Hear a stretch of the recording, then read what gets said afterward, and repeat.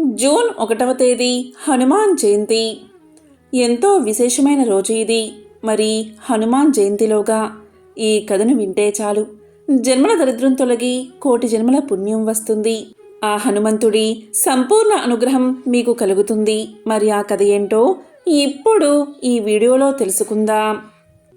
కలో కపి వినాయకో అంటారు. అంటే కలికాలంలో హనుమంతుడు వినాయకుడు సులభ సాధ్యులని అర్థం. హనుమంతుడు సకల భయాలను దూరం చేసి బలాన్ని ధైర్యాన్ని ప్రసాదిస్తాడు. శ్రీరామనామం ఎక్కడైతే వినిపిస్తుందో ఆ చోట హనుమంతుడు బాష్పలోచనుడై ముకులిత హస్తాలతో ఉంటాడట. హైందవులకు పరమ పూజనీయుడు హనుమంతుడు కలియుగం ఉన్నంత వరకు చిరంజీవిగా నిలుస్తూ భక్తుల కష్టాలను తీరుస్తూ ఉంటాడని నమ్మకం. అదేవిధంగా హనుమ బ్రహ్మచారి అని అందరికీ తెలుసు. ఆయన అసలు పెళ్లి చేసుకోలేదని, జీవితాంతం బ్రహ్మచారిగానే ఉన్నాడని కొందరు భావిస్తారు. కానీ నిజానికి హనుమకు పెళ్లి జరిగింది. ఆయన భార్య పేరు సువర్చల. ఒకప్పుడు సూర్యదేవుడు విశ్వకర్మ కుమార్తె అయిన సంధ్యాదేవిని పెళ్లి చేసుకుంటాడు. అయితే సంధ్యాదేవికి సూర్యుడి తాపం తట్టుకునే శక్తి ఉండదు. దీంతో సంధ్యాదేవి కిన్నురాలై తన తల్లికి తన కష్టాన్ని చెప్పుకుంటుంది. కూతురి సమస్యను అర్థం చేసుకున్న తల్లి తన భర్తైన విశ్వకర్మకు సంగతిని విశదీకరిస్తుంది. దీంతో విశ్వకర్మ సూర్యుడి ప్రకాశాన్ని కొంత తీసివేస్తాడు. సూర్యుడి నుంచి బయటపడ్డ ఆ ప్రకాశం సుందరమైన కన్యగా మారుతుంది. ఆమె రూపలావణ్యాలు చూసి దేవతలే భ్రాంతి చెందుతారు. సంగతేమిటో తెలుసుకోవాలని ఇంద్రుడు బ్రహ్మదేవుని వద్దకు వెళ్లి ఆ కన్య ఎవరు అని అడుగుతాడు. ఇంద్రుడి ఉద్దేశం కనిపెట్టిన బ్రహ్మ ఆమెకు శివాంశ సంభూతుడైన హనుమంతుడు తప్ప వేరే ఒకరు భర్త కారు అని చెప్తాడు. బాల హనుమంతుడు తల్లి అంజనాదేవి దగ్గర అల్లారు ముద్దుగా పెరిగి ఆమె అనుజ్ఞ మేరకు సూర్యుడి దగ్గర విద్యాభ్యాసం చేస్తాడు. హనుమంతుడు సూర్య భగవానుణ్ణి గురువుగా చేసుకుని ఆయన వద్ద అనేక విద్యలను అభ్యసిస్తాడు. అయితే నవ వ్యాకరణాలు అనే విద్యను మాత్రం నేర్చుకోలేకపోతాడు. ఎందుకంటే ఆ విద్య నేర్చుకోవాలి అంటే ఖచ్చితంగా వివాహం అయి ఉండాల్సిందే. దీంతో హనుమంతుడు ఏం చెయ్యాలో తెలియక అలా ఉండిపోతాడు. ఇది గమనించిన సూర్యుడు తన కుమార్తె అయిన సువర్చలను పెళ్లి చేసుకోమని హనుమంతుణ్ణి కోరతాడు. అయితే బ్రహ్మచారిగా ఉండాలి అనుకున్న తన కోరికకు అది ఆటంకం కలిగిస్తుందని పెళ్లి చేసుకోను అంటాడు హనుమ. కానీ సూర్యుడు గురుదక్షిణగా అయినా సరే సువర్చలను పెళ్లి చేసుకోమంటాడు. అందుకు కూడా హనుమాన్ అంగీకరించడు. ఇక చివరిగా సూర్యుడు నువ్వు పెళ్లి చేసుకున్నప్పటికీ బ్రహ్మచారిగానే కీర్తింపబడతావు అని, ఈ పెళ్లి లోక కళ్యాణం కోసమే కాని నువ్వు గృహస్థుడిగా ఉండిపోవడానికి కాదని, పెళ్లి చేసుకుంటే నవ వ్యాకరణ విద్యను అభ్యసించవచ్చని లోక కళ్యాణం జరుగుతుంది అంటాడు సూర్యుడు. దీంతో హనుమ పెళ్లికి ఒప్పుకుంటాడు. పెళ్లి కాగానే సువర్చల మారు మాట్లాడకుండా తపస్సుకు వెళ్ళిపోతుంది. ఆ తరువాత సువర్చలాదేవి కనిపించదు. కేవలం తన జన్మ దేనికో ఆమె అర్థం చేసుకుని వివాహం జరిగిన మరుక్షణమే తపస్సులోకి వెళ్లడం మామూలు విషయం కాదు. అందుకే ఆమెను మహాసాధ్వి అంటారు. ఈ విధంగా సువర్చలాదేవిని వివాహం చేసుకుని సకల శాస్త్ర పారంగతుడు అవుతాడు హనుమంతుడు. అలా హనుమ పెళ్లి చేసుకుని ఆ విద్యను అభ్యసించి సకల శాస్త్ర పారంగతుడు అవుతాడు. ఇది హనుమంతుని పెళ్లి వెనుక ఉన్న అసలు కథ.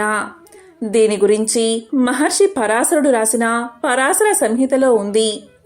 హనుమంతుడు ఆయన భార్య అయిన సువర్చలాదేవితో విగ్రహ రూపంలో కొలువై ఉన్న ఆలయాలు అనేకం ఉన్నాయి. ఇక హనుమంతుడి వివాహానికి సంబంధించిన మరొక కథను ఇప్పుడు తెలుసుకుందాం.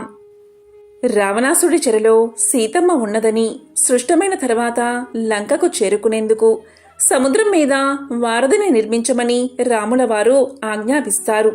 రాములవారి ఆజ్ఞ మేరకు వానరులంతా సముద్రం మీద రాళ్లను వేస్తూ ఉంటారు. అంటే వారధిని నిర్మిస్తూ ఉంటారు. కానీ అదేం విచిత్రమో, రాత్రి వేసిన రాళ్లు పొద్దుటికల్లా కనిపించకుండా పోతూ ఉంటాయి. దీంతో ఈ విషయాన్ని హనుమంతుడికి విన్నవిస్తారు వానరులంతా. రాళ్లు మాయమవడం వెనుక ఉన్న రహస్యాన్ని కనుగొనేందుకు హనుమంతుల వారు బయలుదేరతారు. సముద్రంలో ఈదుతూ 4 దిశగా పరిశీలిస్తున్న హనుమంతుడికి ఒక మత్స్యకన్యల గుంపు కనిపిస్తుంది. వారందరి చేత రాళ్లను తీయించి వేస్తున్న ఒక నాయకురాలు కనబడుతుంది. బంగారు వర్ణంలో మెరిసిపోతున్న ఆ మత్స్యకన్యను వెంబడించేందుకు వాయుపుత్రుడు చేసిన ప్రయత్నాలన్నీ కూడా వృధా అయిపోతాయి. కానీ నిదానంగా ఆ మత్స్యకన్య హనుమంతుడిని చూసి మోహిస్తుంది. తానే హనుమంతుడి దగ్గరకు చేరుకుంటుంది. తన దగ్గరకు వచ్చిన మత్స్యకన్యను చూసిన హనుమంతుడు ఆమె రాళ్లను మోయించడం వెనుక ఉన్న కారణాన్ని అడుగుతాడు. అప్పుడు ఆమె ఇలా చెప్తుంది. తాను రావణాసుడి కుమార్తెనని, రావణాసుడి ఆజ్ఞ మేరకు ఇలా వారధిని నిర్మించే ప్రయత్నాన్ని అడ్డుకొస్తున్నానని తెలియచేస్తుంది. అసలు రావణాసుడి మీద ఎందుకు యుద్ధం చెయ్యాలి అనుకుంటున్నామో హనుమంతుడు వివరించేసరికి ఆమె మనస్సు మారిపోతుంది. సీతమ్మ తల్లిని రక్షించేందుకు జరుగుతున్న ప్రయత్నాలను ఇక మీదట అడ్డుకోనని చెప్తుంది ఆమె. హనుమంతుడి తేజస్సుతో ఆమె ఒక బిడ్డకు జన్మనిస్తుంది. హనుమంతుడి అనుగ్రహానికి పాత్రురాలైన సువర్ణ మత్స్య అదృష్టానికి ప్రతీకగా భావిస్తారు చైనాలో. లాఫింగ్ బుద్ధా ప్రతిమలను ఎలాగైతే ఉంచుకుంటారో అదేవిధంగా థాయిలాండ్లో సువర్ణ మత్స్యకన్య వారి సంస్కృతిలోనూ కళల్లోనూ భాగంగా నిలిచిపోయింది. హనుమంతుడి భార్య గురించి ఇంకా చాలా కథలు ప్రచారంలో ఉన్నాయి. జైనుల కథల ప్రకారం హనుమంతుడికి 100 మందికి పైగా భార్యలు ఉన్నారు. వారిలో రావణాసుడు చెల్లెలు కూడా ఒకటి. హనుమంతుడికి సువర్ణ మత్స్యకన్యతో వివాహం జరిగిందని, వారికి మకరధ్వజుడు అనే కొడుకు పుట్టాడని కూడా నమ్ముతారు. కానీ భారతీయుల నమ్మకం ప్రకారం సువర్చలాదేవి మాత్రమే హనుమంతుడి ధర్మపత్ని, అది కూడా కేవలం లోక కళ్యాణం కోసమే. ఇలా హనుమంతుని పెళ్లి గురించి ఎన్నో రకాల కథలు ప్రచారంలో ఉన్నా ఆయన బ్రహ్మచర్యానికి ఉన్న బలం ఈ కథలకు ఏమాత్రం కనిపించదు. హనుమాన్ జయంతిలోపు ఎవరైతే ఈ పవిత్ర కథను వింటారో లేదా చెప్తారో వారి జన్మల పాపాలు తొలగి 1,000,000 జన్మల పుణ్యం కలుగుతుంది. సకల శుభాలు కలిగేలా ఆ హనుమంతుడు దీవిస్తాడు.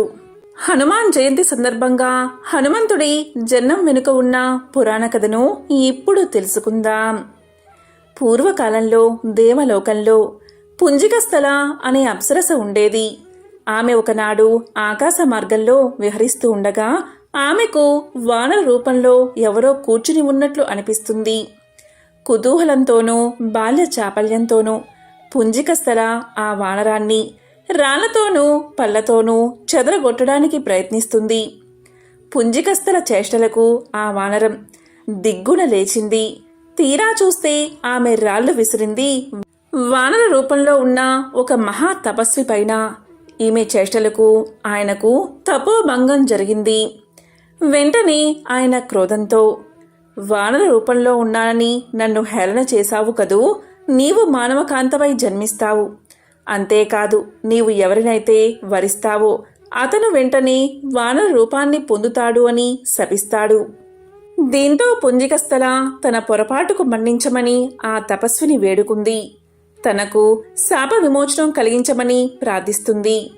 ఆమె ప్రార్థనకు కరిగిన ఆ తపస్వి ఆమెకు శాప విమోచనం ప్రసాదించాడు. నీ భర్త కామరూపుడై లోకోత్తర వీరుడై ఉంటాడు అని పలుకుతాడు. ఆమె మునికి కృతజ్ఞత తెలుపుకుని నిష్క్రమిస్తుంది. తరువాత ఆమె అంజనాదేవిగా జన్మించి మహావీరుడైన కేసరుణ్ణి వరించి వివాహం చేసుకుంటుంది. అంజనాదేవిగా జన్మించిన పుంజికస్థల మరియు కేసరుడు పరమశివుడి అనుగ్రహం కోసం దీర్ఘంగా తపస్సు ఆచరిస్తారు. పరమశివుడు వారి తపస్సుకు మెచ్చి ప్రత్యక్షమవుతాడు. ఏమి వరం కావాలో కోరుకోమని అడగగా వారిద్దరూ ముక్తకంఠంతో ఆ మహాదేవుణ్ణి తమ పుత్రుడిగా జన్మించమని ప్రార్థిస్తారు. పరమశివుడు అందుకు అంగీకరించి తన అంశతో ఆంజనేయుణ్ణి వారికి పుత్రునిగా ప్రసాదించాడు. ఆ విధంగా హనుమంతుడి జన్మం జరిగింది. వాయుదేవుని ద్వారా శివుని తేజం అంజనాదేవి అనే వానరకాంతకు చేరింది. అలా జన్మించినవాడు అంజనాదేవి కుమారుడు కాబట్టి ఆంజనేయుడు అని. వాయుదేవుని ద్వారా పుట్టినవాడు కాబట్టి పవన కుమారుడు అని పిలుచుకుంటాం. అంజనాదేవి భర్త కేసరి కాబట్టి కేసరీ నందనుడు అన్న పేరు కూడా లేకపోలేదు. ఇక ఆంజనేయుడు బాల్యం నుంచి చిలిపివాడే. అసలే నిమిషమైనా కుదురుగా ఉండలేని వానరజీవి. దానికి తోడు శివుని తేజం, వాయుదేవుని అంశ, కేసర శక్తి ఉండనే ఉన్నాయి. దాంతో ఆయన్ని పట్టడం సాధ్యమయ్యేది కాదు. ఒకసారి ఆంజనేయుడు ఆకాశంలో సంచరిస్తూ ఉండగా ఎర్రటి సూర్యబింబం కనిపించింది. ఎర్రగా గుండ్రంగా తలతల్లాడిపోతూ ఉన్న బింబాన్ని చూసి అదేదో పండు అని భ్రమించాడు అంజనీపుత్రుడు. చూసిందే తడవుగా ఆ పండును రుచి చూడాల్సిందే అని తీర్మానించుకున్నాడు. అంతే, వాయువేగంతో సూర్యుడివైపు దూసుకుపోయాడు. వాయుదేవుడికి తన కుమారుడి బాల్యచేష్టను చూసి ముచ్చట వేసిందే కాని అందులో ఉన్న ప్రమాదం గోచరించలేదు. అందుకనే ఆంజనేయుడి చుట్టూ చల్లటి గాలులను వీస్తూ అతనికి వేడి తగలకుండా కాచుకున్నాడు. పైగా ఆ రోజు సూర్యగ్రహణం. దాంతో సూర్యుడి తీక్షణత సైతం తక్కువగా ఉంది. ఒకవైపు నుంచి హనుమంతుడు సూర్యుడి వైపు దూసుకుపోతుంటే మరోవైపు నుంచి సూర్యుడిని చెరపట్టేందుకు రాహు పుంజుకు రాసాగాడు. కాని హనుమంతుణ్ణి చూసినా రాహువుకి మతిపోయింది. తాను సూర్యుణ్ణి భక్షించేలోపే మరో రాహువు అందుకు సిద్ధపడ్డం ఏమిటి అని కంగారు పడిపోయాడు. వెంటనే వెనుతిరిగి ఇంద్రలోకం వైపు పరుగులు తీశాడు రాహువు. స్వామి, ఇవాళ నేను సూర్యుణ్ణి గ్రహించడం సాధ్యమయ్యేటట్లు లేదు. మరో జీవి ఏదో సూర్యుణ్ణి భక్షించేందుకు దూసుకు వస్తుంది అంటూ మొరపెట్టుకున్నాడు రాహువు. రాహు మాటలు విన్న ఇంద్రుడికి పట్టరాని కోపం వచ్చింది. సృష్టి ధర్మానికి విరుద్ధంగా పంచభూతాలను సైతం తోసి ముంచుకొస్తున్న ఆ ప్రమాదాన్ని స్వయంగా ఎదుర్కోవాలి అనుకున్నాడు. వెంటనే తన వజ్రాయుధాన్ని చేతబూని ఐరావతాన్ని అధిరోహించి ఆంజనేయుణ్ణి ఎదుర్కొనేందుకు బయలుదేరాడు ఇంద్రుడు. కాని ఇంద్రుణ్ణి చూసి ఆగేవాడా ఆంజనేయుడు. పైగా ఆయన ఎక్కిన ఐరావతం కూడా ఒక మిఠాయిలాగే కనిపించింది. వెంటనే దాన్ని అందుకోబోయాడు. ఇక ఇంద్రుడి ఆగ్రహానికి హద్దులు లేకపోయాయి. అమిత శక్తిమంతమైన తన వజ్రాయుధాన్ని ఆయన మీదకు విడిచాడు. ఇంద్రుడి వజ్రాయుధానికి తిరిగేముంటుంది? అది నేరుగా ఆంజనేయుడి దవడకు తగిలింది. ఆ దెబ్బతో ఆంజనేయుడు మూర్ఛిల్లాడు. కుమారుడి అవస్థను చూసిన వాయుదేవుడు ఆ పసిబాలుణ్ణి అక్కడే హిమాలయాల్లో ఉన్న ఒక గుహలో ఒడిలో కూర్చోబెట్టుకుని దుఃఖిస్తూ ఆగ్రహించి ముల్లోకాల్లో ప్రసరిస్తూ ఉన్న వాయువును స్తంభింపచేశాడు. దాంతో ఆ శరీరంలో ఉన్న పంచవాయువులు అపాన వాయువు, ప్రాణ, అపాన, వ్యాన, ఉదానయ, సమానయ వాయువులు ఇవే లేకపోతే శరీరంలోని మలమూత్రాలు బయటికి పోవు. వాటి ప్రసారం ఆగిపోయి మలమూత్రాలు స్తంభించిపోయాయి. దేవతలు, మానవులు, జంతువులు, కీటకాలు, పశువులు, పక్షులు, సమస్త ప్రాణకోటి శరీర అవయవాలు స్తంభించిపోగా గిలగిలలాడిపోయారు. ప్రాణం పోక ఉండక తల్లడిల్లిపోయారు. ఇంద్రుడికి కోపం వస్తే వర్షాలు ఆపేస్తాడు. ఇంద్రుడికి సామాన్యంగా కోపం రాదు. మనుషులు యజ్ఞాలు చేయకపోతే దేవతలకి ఆహారం అందదు. ఆహారం అందకపోతే కోపం వస్తుంది. కోపం వస్తే వర్షాలు ఆపేస్తాడు. దీనివల్ల లోకాలు అల్లకల్లోలాలకు గురై కరువు కాటకాలు ఏర్పడతాయి. ఏ విధంగా అయితే ఇంద్రుడు వర్షాలు ఆపేస్తాడో ఈ బాలుడు ఇంద్రుడి వజ్రాయుధం దెబ్బతిని పడిపోవడం వల్ల వాయుదేవుడు వాయువుని ఆపేశాడు. దానివల్ల ఒక్క త్రిమూర్తులకు తప్ప సకల లోకాల్లో ఉన్న జీవజాలమంతా ఏడ్చారు. చివరికి బ్రహ్మ దగ్గరకు వెళ్ళి, బ్రహ్మదేవా, అల్లాడిపోతున్నాం.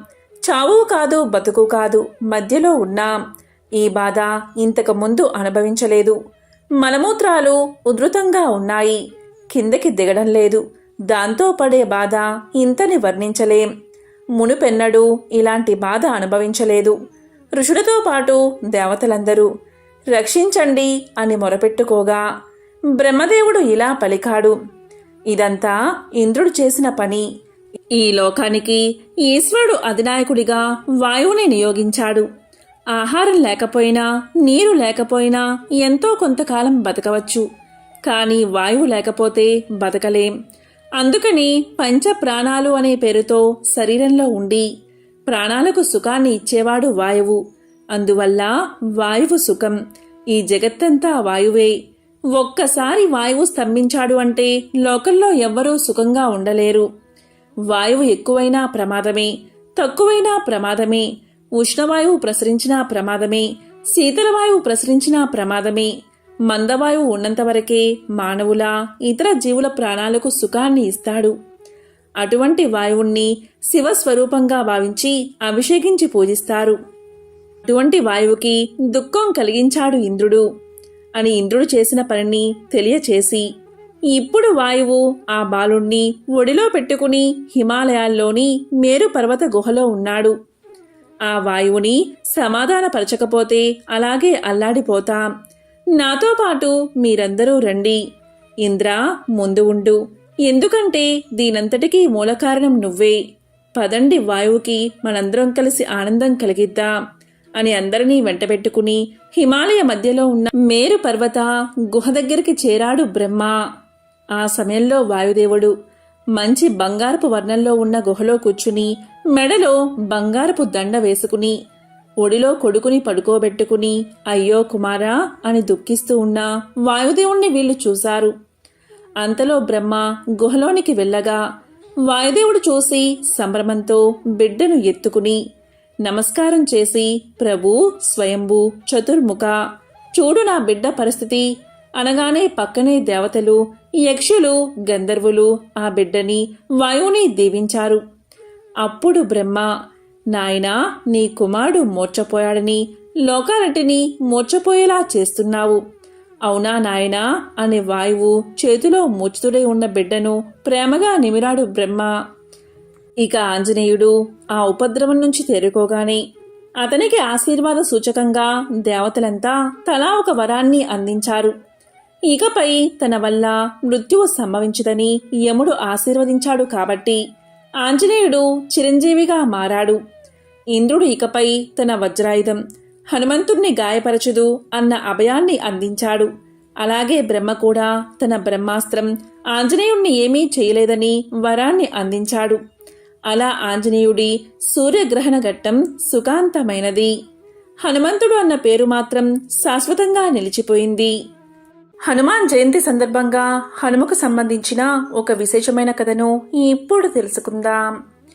రాముడు రాజ్య పాలన చేస్తున్న కాలంలో ఒకసారి అగస్త్యుల వారు రాముణ్ణి దర్శించడానికి వచ్చారు. అప్పుడు అగస్త్యుల వారిని తగిన విధంగా సత్కరించి స్వాగతించి ఉచిత ఆసనంపై కూర్చోబెట్టి అగస్త్య మహర్షితో శ్రీరాముడు ఇలా పలికాడు. మహర్షి, శివుడు, హనుమంతుడు వీళ్ళిద్దరిలో ఎవరు అధికులు? వారిద్దరి సాహసాలను మనం ఎలా తెలుసుకోవాలి అని ప్రశ్నించారు. అప్పుడు అగస్త్యుల వారు, హనుమంతుడు వాయువర ప్రసాది, అంతటా సంచరించి నేర్పున్నవాడు అని అనడంలో ఎటువంటి సందేహమూ లేదు. నీకు అనుమానం వస్తే పరీక్షించు అన్నాడు. వెంటనే శ్రీరాముడు మారుతిని ఆప్యాయంగా పిలిచి, హనుమా, ఇప్పుడే నువ్వు లంకకు వెళ్ళి విభీషుడి దగ్గర ఉన్న భౌతిక లింగాన్ని తీసుకుని రావాలి అని ఆజ్ఞాపించాడు. రాముడి ఆజ్ఞకు హనుమంతుడు రాముడికి నమస్కారం చేసి తండ్రైన వాయుదేవుడికి వందనం చేసి రివ్వుల గాలిలోకి ఎగిరి దక్షిణ సముద్రాన్ని అవలీలగా దాటి లంకలోకి ప్రవేశించాడు. అక్కడ ఉన్న రాక్షస వీరులంతా హఠాత్తుగా హనుమ రావడం చూసి ఆశ్చర్యపోయారు. సరాసరి మహారాజు అయిన విభీషుణ్ణి కొలువు చేరాడు హనుమ. హనుమను గౌరవించాడు మహారాజైన విభీషణుడు. వచ్చిన కారణం తెలపమన్నాడు. అప్పుడు శ్రీరాముడి ఆజ్ఞను వినిపించాడు హనుమ. దానికి విభీషణుడు ఎంతగానో సంతోషించి తాను ప్రతిష్ఠించిన చోటుకు వెళ్ళి అక్కడ ఉన్న 6 శివలింగాలను చూపించాడు. అందులో మౌతిక లింగాన్ని ఆంజనేయుడు చేతికిస్తూ, హనుమా, దీనిని మా అన్న రావణుడు కుబేరు నుంచి తీసుకువచ్చాడు. కుబేరుడికి దీన్ని సాక్షాత్తు శివుడే ఇచ్చాడు. ఈ లింగాన్ని కుబేరుడు పూజించి నవనిధులతో కూడిన రాజ్యానికి రాజు అవ్వగలిగాడు. రావణుడు దీన్ని పొంది లంకా సామ్రాజ్యాధిపతి అయ్యాడు. దీన్ని నేను శ్రీరామచంద్రుడికి మనస్ఫూర్తిగా సమర్పించాలని చెప్పు అని లింగాన్ని ఇచ్చేశాడు. దీంతో హనుమ ఆ లింగానికి నమస్కారం చేసుకుని విభీషుడి దగ్గర వీడ్కోలు తీసుకుని అయోధ్యకు బయలుదేరాడు. ఈ విధంగా ఆకాశంలో ఎగురుతూ 7వ రోజున అవంతి నగర ప్రాంతంలో ఉన్న పర్వతం మీదకు చేరుకున్నాడు. అప్పుడు అక్కడ లింగాన్ని ఉంచి రుద్ర సరస్సులో స్నానం చేసి ఆ పర్వత ప్రాంతానికి చేరుకోగానే అప్పుడు ఆ లింగం చిన్న పర్వతమంతా పెరిగి ఉండడం చూసి హనుమ ఆశ్చర్యపోయాడు. దాన్ని కదిలించడానికి విశ్వ ప్రయత్నాలు చేసి విఫలమయ్యాడు హనుమ. అప్పుడు ఉమాపతైన పరమేశ్వరుడు ప్రత్యక్షమై, హనుమ విచారపడకు, నీవు దుఃఖిస్తే లోకమంతా కూడా చింతాక్రాంతమవుతుంది. నువ్వు సంతోషంగా ఉంటేనే ప్రపంచం సంతోషంగా ఉంటుంది. ఈ లింగం ఇక్కడే ఉండాలని భగవంతుడి భావనగా అనిపిస్తుంది. ఈ పర్వతం చాలా పవిత్రమైనది. ఇక్కడ రుద్ర సరస్సు ఉండడం మరీ విశేషం. ఈ లింగం ఇక్కడ ఉండడం వల్ల దివ్యమైన దైవగుణం, ఋషిగణం దీన్ని సేవించే పరమ అద్భుతమైన అవకాశం కలుగుతుంది. దీనిని ప్రతి ఒక్కరూ కూడా శ్రీ హనుమత్కేశ్వరం అనే పేరుతో పిలుస్తారు. ఆ పేరుతోనే ఇది ప్రశస్తి పొందుతుంది. మానవులందరూ ఈ లింగాన్ని భక్తి శ్రద్ధలతో పూజించి ధన్యులవుతారు. ఇక్కడ జరిగిన విషయాలన్నీ కూడా శ్రీరామచంద్రుడికి నా మాటగా చెప్పు, ఆయన దాన్ని అర్థం చేసుకోగలడు అని దీవించి పంపాడు శివుడు. హనుమ అదేవిధంగా అయోధ్యకు చేరి శ్రీరాముడికి అన్నీ సవివరంగా వివరించాడు. శ్రీరాముడు, అగస్త్యుడు మొదలైన వారంతా హనుమను ఆశీర్వదించారు. ఎంతో పవిత్రమైన విశేషమైన ఈ కథను విన్నా, చదివినా, చెప్పినా, వినిపించినా జన్మల పాపాలు తొలగి కోటి జన్మల పుణ్యం వస్తుంది. ఆంజనేయ స్వామిని పూజించడం ద్వారా మనలో ఉన్న భయాలొందళ్ళు తొలగిపోయి ఎంతో ధైర్య సాహసాలతో ఉంటాం. అయితే ఆంజనేయ స్వామి గుడికి వెళ్ళినప్పుడు మనకు సింధూరాన్ని ఇస్తారు. అంతేకాదు ఆ స్వామివారిని పూజించేవారు ఎక్కువగా సింధూరంతో పూజిస్తూ ఉంటారు. అసలు ఆంజనేయుడికి సింధూరం అంటే ఎందుకంత ఇష్టమో ఇప్పుడు తెలుసుకుందాం. హనుమంతుడు శ్రీరామచంద్రుడికి పరమ భక్తుడు అనే విషయం మనందరికీ తెలిసిందే. వనవాసం తర్వాత అయోధ్య చేరుకున్న శ్రీరామచంద్రుల వెంట హనుమంతుడు కూడా అయోధ్య చేరుకుంటాడు. ఈ విధంగా అయోధ్యలో ఒకరోజు తన పనులన్నిటినీ ముగించుకుని ఎంతో ఆకలితో అంతఃపురంలోకి ప్రవేశించి సీతమ్మ తల్లిని భోజనం వడ్డించమని అడుగుతాడు హనుమ. అప్పుడే స్నానాధికాలు పూర్తి చేసుకుని సీతాదేవి హనుమంతుడిని ఉద్దేశించి, హనుమా కాసేపు ఆగు, మొదట పాపెటిలో సింధూరం పెట్టుకుని తర్వాత భోజనం వడ్డిస్తాను అని చెప్తుంది. ఈ విషయం విన్న హనుమంతుడు, అమ్మా పాపెటిలో సింధూరం ఎందుకు పెట్టుకుంటున్నావు అని అడుగుతాడు. దానికి సీతమ్మ తల్లి, ఈ పాపిట్లో బొట్టు పెట్టుకోవడం వల్లే నీ ప్రభువు నిండు నూరేళ్లు చల్లగా ఉంటాడని, ఈ సింధూరాన్ని ధరిస్తే సౌభాగ్య వృద్ధి కలుగుతుందని తెలియచేస్తుంది. ఆ విధంగా సీతమ్మ మాటలు విన్న హనుమంతుడు అక్కడ్నుంచి వెళ్ళిపోతాడు. కొద్దిసేపటి తరువాత శరీరమంతా సింధూరం పూసుకుని తిరిగి అయోధ్యను చేరుకుంటాడు. ఒక్కసారిగా హనుమను చూసి ఆశ్చర్యపోయిన సీత, హనుమా ఎందుకు శరీరమంతా సింధూరం పూసుకున్నావు అని అడుగుతుంది. దానికి హనుమ, అమ్మా ఇలా సింధూరం ధరిస్తే శ్రీరామచంద్రుడికి కళ్యాణప్రదమై ఉంటుందని నీవే అన్నావు కదా అని చెప్పడంతో హనుమంతుడికి శ్రీరాముడిపై ఉన్న భక్తి భావానికి సంతోషించి మంచి హృదయంతో హనుమంతుణ్ణి ఆశీర్వదిస్తుంది సీతమ్మ తల్లి. ఈ విషయం తెలుసుకున్న శ్రీరామచంద్రుడు, భక్తికి నువ్వు ఒక ఉదాహరణగా చెప్పబడతావని, ఇక నుంచి ఎవరైతే నిన్ను సింధూరంతో పూజిస్తారో వారిని కష్టాల నుంచి నేను కాపాడతానని సాక్షాత్తు శ్రీరామచంద్రుడే తెలియచేశాడు. అప్పట్నుంచి ఆంజనేయ స్వామికి సింధూరం అంటే ఎంతో ప్రీతికరమైనదని భావించి పూజలు చేస్తారు. ఎంతో పవిత్రమైన విశేషమైన ఈ కథను విన్నా, చదివినా, చెప్పినా, వినిపించినా జన్మల పాపాలు తొలగి కోటి జన్మల పుణ్యం వస్తుంది. హనుమకు సంబంధించిన మరొక విశేషమైన కథను ఇప్పుడు తెలుసుకుందాం. మన పురాణాలు మనిషి జీవిత గమనానికి మార్గదర్శకాలు. రామాయణం మానవుడు ఏ విధంగా జీవించాలో తెలిపితే, మహాభారతం మనిషిలోని మంచి చెడుల విచక్షణ నేర్పుతుంది. ఈరోజు రావణ సంహారం తర్వాత అశోకవనంలోని సీత వద్దకు వెళ్లిన హనుమంతుడికి సీతాదేవి అపకారికి కూడా ఉపకారం చేయడమే ధర్మం అని చెప్పిన చక్కటి నీతి కథను ఇప్పుడు విందాం. రావణ సంహారం తర్వాత ఆ కబురు సీతమ్మ తల్లికి చెప్పేందుకు హనుమంతుడు అశోకవనానికి చేరతాడు. అమ్మా, ఇకపై ఈ లంకా రాజ్యాన్ని ఏలేది విభీషణుడే. రావణ సంహారం జరిగింది. మీరు ఇక్కడ్నుంచి బయలుదేరే ముందు ఒక్క ఆజ్ఞ ఇవ్వండి తల్లి. మిమ్మల్ని ఇంతకాలం ఈ చెరలో చిత్రహింసలు పెట్టిన వీరందరినీ సంహరిస్తాను అంటాడు. అప్పుడు ఆ మహాతల్లి ఇలా పలుకుతుంది. హనుమా, నీకు ఒక కథ చెబుతాను విను. ఒకానొక కాలంలో ఒక బాటసారి అడవిగుండా వెళ్తున్నాడు. ఇంతలో ఆకలిగొన్న ఒక పులి తన పైకి రాబోగా తన ప్రాణాలు అరచేత పట్టుకుని పరుగులు తీశాడు. పులి కూడా అతన్ని వెంబడించింది. ఇంతలో ఒక చెట్టుపైకి ఎక్కి ఆ చెట్టు కొమ్మను ఆశ్రయిస్తాడు ఆ బాటసారి. అయితే బాటసారి ఎక్కిన చెట్టు కొమ్మలో ఒక ఎలుగుబంటి కూడా ఉంది. అది చూసిన పులి, ఇదిగో మిత్రమా, ఆ మనిషిని కిందకి తోసేయి, తినేసి వెళ్ళిపోతాను అని పలికింది. వెంటనే ఎలుగుబంటి, ఇతడు నేను ఉన్న చెట్టును ఆశ్రయించాడు అంటే నన్ను ఆశ్రయించినట్లే, కనుక నేను అతన్ని రక్షిస్తాను కాని కీడు చేయను అనడంతో పులి ఎంతో బాధపడుతుంది. ఆ మనిషి ఎప్పుడో ఒకప్పుడు దిగకపోతాడా అని ఎదురుచూస్తూ ఉంటుంది. ఈ విధంగా రాత్రి సమయం అవుతుంది. ఎలుగు గాఢ నిద్రలోకి చేరుకుంటుంది. కాని మనిషికి ప్రాణభయం ఒకటి ఉంది కాబట్టి చూసి చూడనట్లు కిందనున్న పులివైపు చూస్తూ ఉంటాడు. పులి మెల్లగా ఇలా అంటుంది, ఇదిగో ఓ మనిషి, నీకో గొప్ప అవకాశం. పైన నిద్రలో ఉన్న ఆ ఎలుగును తోసేయి, నేను నా ఆకలి తీర్చుకుని ఇక్కడి నుంచి వెళ్ళిపోతాను అంటుంది. అంతే మనిషి మారు ఆలోచన చేయకుండా ఎలుగును తోసేస్తాడు. వెంటనే కోలుకుని ఎలుగు వేరొక కొమ్మను ఆనుకుని కింద పడకుండా ఆపుకుంటుంది. అప్పుడు పులి ఎలుగుతో ఇలా పలుకుతుంది, చూసావా ఈ మనిషి బుద్ధి, ఇప్పటికైనా వాణ్ణి తోసేయి, నేను తిని వెళ్ళిపోతాను అంటుంది. అప్పుడు ఎలుగు ఇలా పలుకుతుంది, చూడు మిత్రమా, ఇతడు నన్ను ఆశ్రయించాడు, ఇతన్ని రక్షించడం అపకారికి కూడా ఉపకారం చేయడమే ధర్మమంటూ అనడంతో ఇక లాభం లేదని పులి అక్కడి నుంచి వెళ్ళిపోతుంది.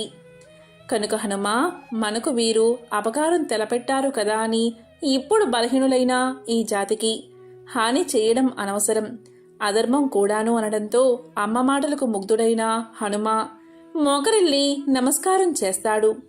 శత్రువుల్లో కూడా శత్రుత్వాన్ని ఎంతవరకో అంతవరకే చూడాలి కాని ధర్మాన్ని వీడకూడనది సీతమ్మ మాట. సకల లోకాలలో ఆదర్శ గుణాలు రాశిగా పోస్తే మనకు కనిపించేవాడు శ్రీరాముడు. రాముడు గొప్పవాడా, రామనామం గొప్పదా అంటే రాముని కంటే రామనామమే గొప్పదని చెప్పే కథలు అనేకమున్నాయి. రామనామం గొప్పతనం గురించి ముందు మనం తెలుసుకుందాం.